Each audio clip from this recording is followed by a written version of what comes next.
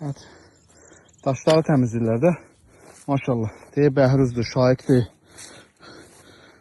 Hamısı daşları təmizləyirlər. Dədə Qorqudda var ya, daşları təmizləyir. Təmizləyin. Yox. Nə qədər xırda daşlar var. Onlar o tərəfə keçənə qədər biz buranı təmizləyək də. Əlimizdən nə qədər gəlirsə. Suyun birini qoyduq ora. Biri də oradadır. İmkan olduqca çox xahiş edirəm. Bura gələn adam olanda bu suları oradan bir doldursunlar. Bura gəldi, su yox idi. Allah belə düzəlir.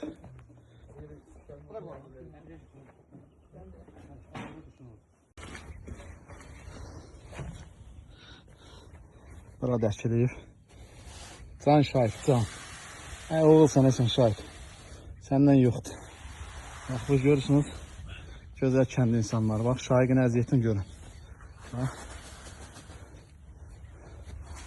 Bizim yerə qoyub istəyəşqa verir. Ay, sağ ol şahid. Mənim qolum var olsun.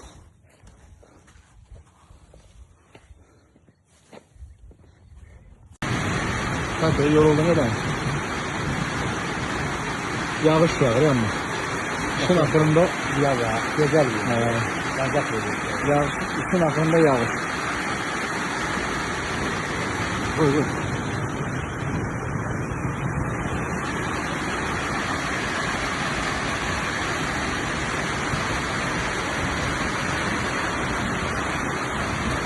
Çəkəcək görüm. Çəkəcək.